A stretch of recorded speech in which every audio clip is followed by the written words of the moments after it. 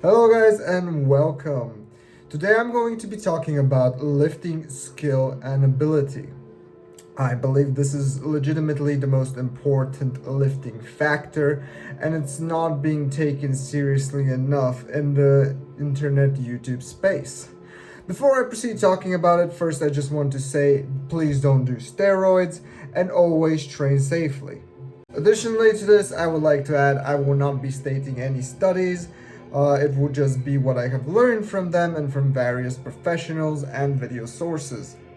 Feel free to disagree with me in the comments. I would love the engagement.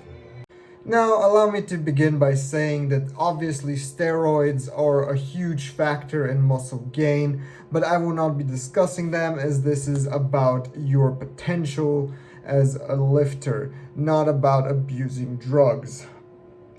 Now, the reason for the video is to discuss mainly genetics versus skill.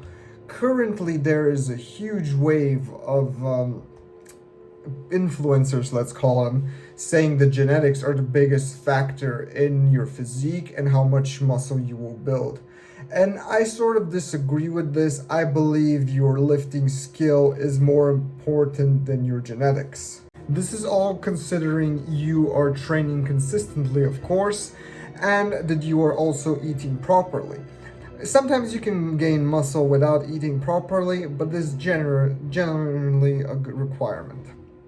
Now, let's also say that there are extreme outliers that have terrible genetics for building muscle, but they are extremely rare.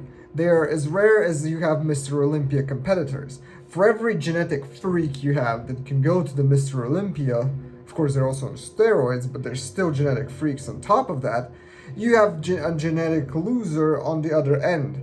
But these are outliers. They aren't your average person. Most people are around the average zone, a bit below average and a bit above average. This means that pretty much anyone can build muscle. Maybe not to the point of being competitive, but you don't really need to be competitive. Now, you as a person are probably on the below average to above average genetic group, because people in the trash tier genetics group is less than 1%. Same way the people in the Olympia is less than 1%. So that means that you won't be able to become freaky, but you can become big and strong. It's just going to take 10 years. That being said, it's not that simple. You can be consistent and eat properly. However, that doesn't mean you're going to get big and get that big boy status. You might just get stuck in the specific size or strength. You've all been there at a plateau. Some of you have reached a peak and have stayed there for years, but it's really because you haven't pushed through it in a logical manner. Sometimes you have to nerd out in order to improve. It's not only going there to the gym, that is.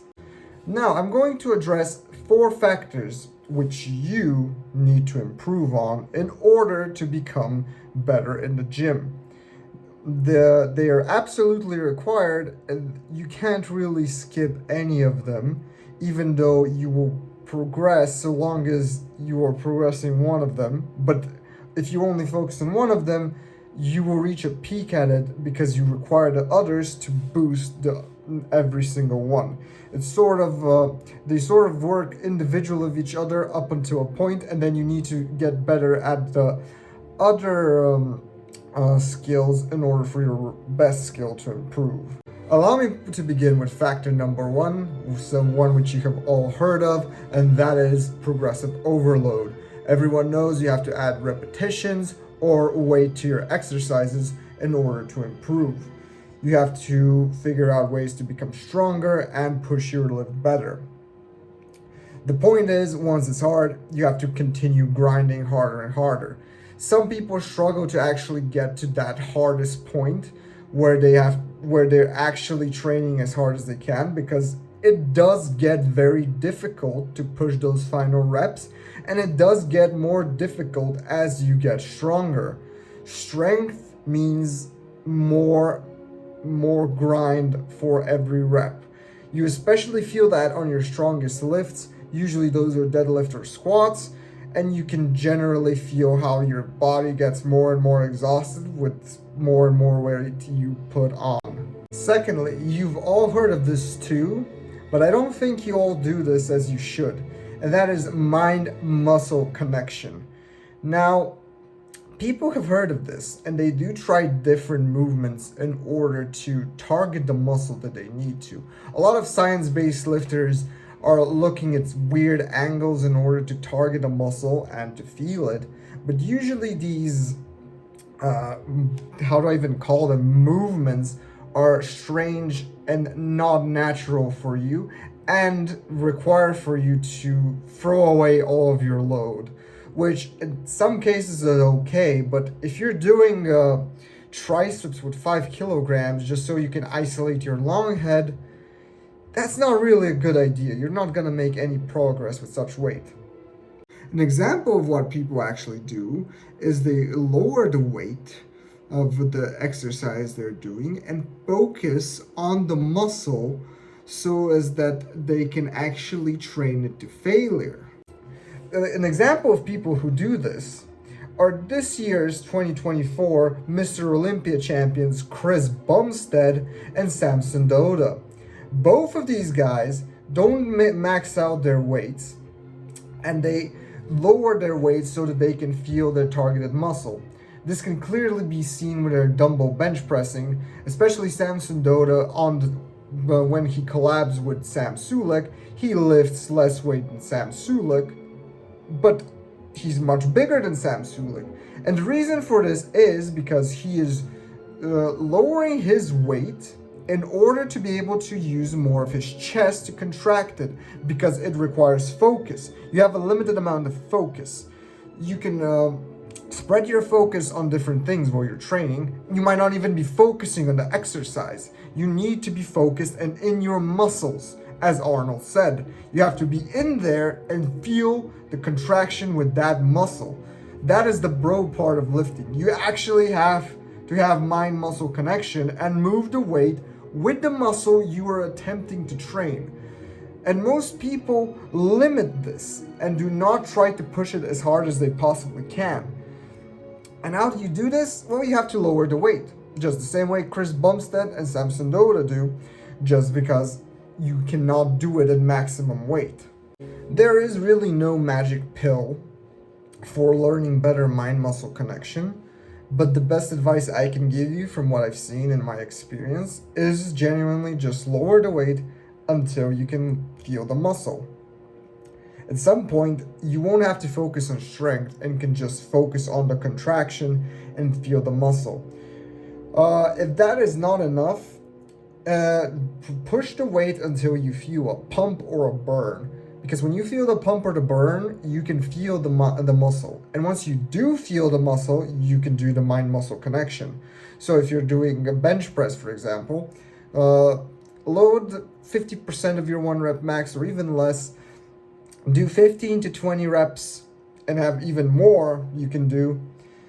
Feel the burn and then start doing the exercise by contracting your chest. That is one of the better ways to learn mind-muscle connection, and you do have to be looking for it actively. You shouldn't be thinking about pushing the weight. You should be thinking about using your chest to squeeze the weight up. That is mind-muscle connection, and that is going to force your muscle to fail. It doesn't matter how much weight you're using, you have to fail the muscle you're targeting. Because you will be able to push more weight if you're using leg drive, but what's the point of using leg drive if you want to fail your chest? It doesn't matter. And if you're using leg drive, you are losing focus. You need focus because focus increases your mind-muscle connection. And that's why you need to learn it. Because the more you learn it, the more natural it comes to you. And that's when you can focus on strength again. And you have to do everything and learn it until you can do things more naturally. And whatever's lacking, you focus on that and improve that. Now, this is only 2 pointers I've given you. We have 2 more to go. Okay, Number 3, technique. Now, you've also all heard of this, but what does it actually mean, and how is it different from mind-muscle connection? Well, the technique is essentially the movement pattern you're doing. So you can do chest bench press with your elbows like this, or your elbows like this. That is technique. Now, you will instinctively be improving technique because your body is just going to try to do the exercise optimally in a way in which you won't injure yourself, and you can actually execute the movement. This is also true for mind-muscle connection and strength. Your body does adapt on its own as well, but you have to adapt with your mind as well using your focus. Now, there are 2 main ways to improve technique.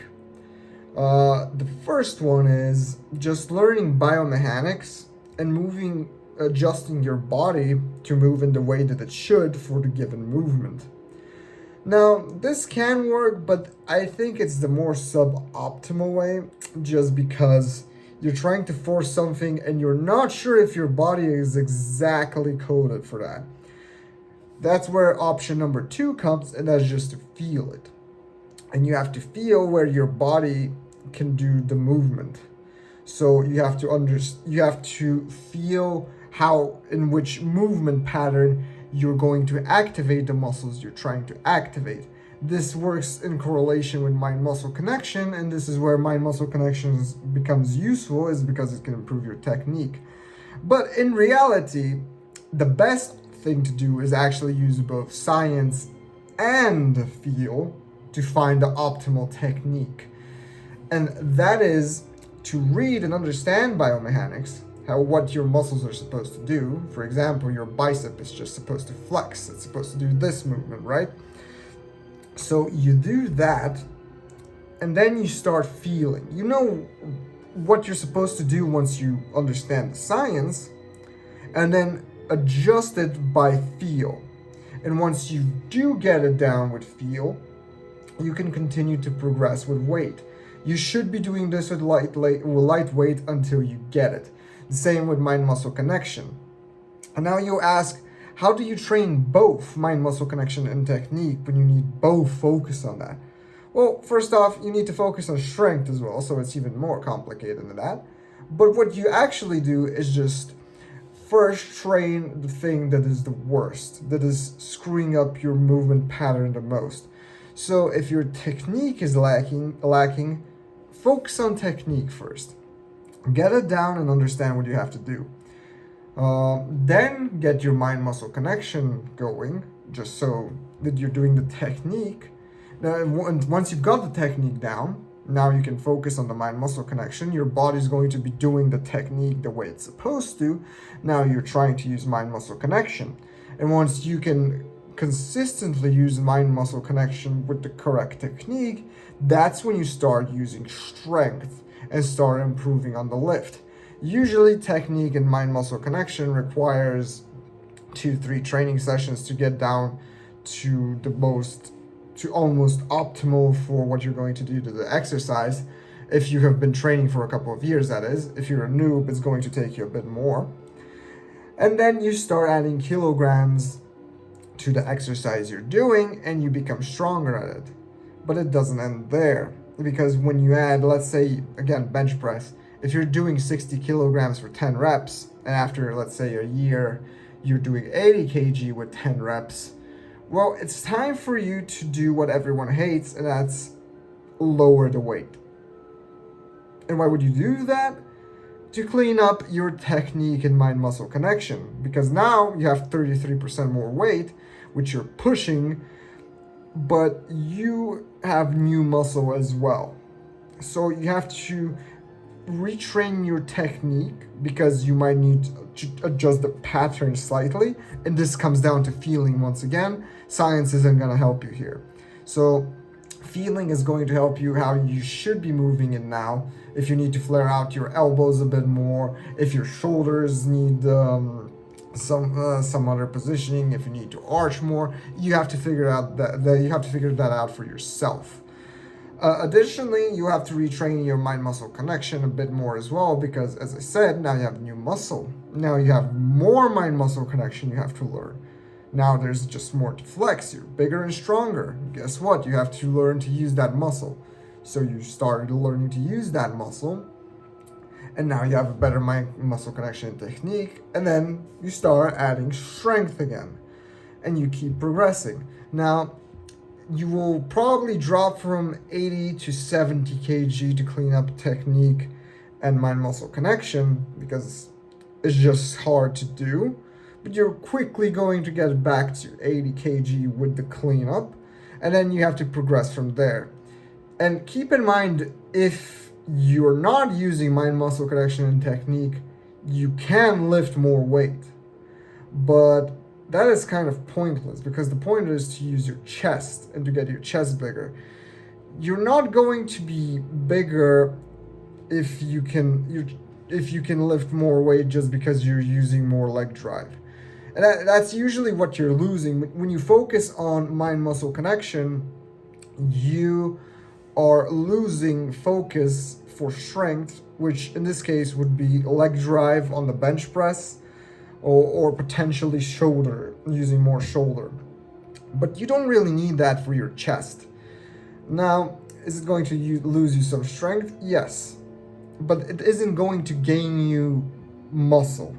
And that's the thing, you're trying to get muscle. If you really want to, you can train lifting as much weight as you can, but it's just suboptimal in terms of muscle growth. It's not even really suboptimal. You're just going to have less focus and have to use more weight. And that is not healthy for your joints, and you're not really going to make more progress.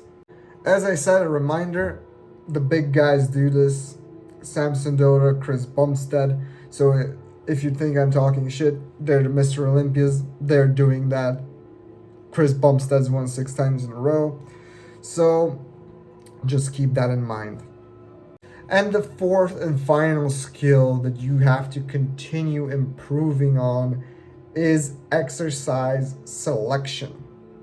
At least this one doesn't have to do anything during the exercise, because 3 things to focus on is already hard enough. So what you have to do when your exercise selection is to actually make sure you're targeting every single muscle and every single head. Now, in the beginning of your training, you don't need to necessarily specialize in every single muscle head. You can do it, but there's no point, mostly because you're going to overtrain a bit and you don't actually have the mind-muscle connection required to pull it off. You unlock mind-muscle connection as you train, and that's why I'm saying as well, it's important to train it because you need to feel your muscles more and more.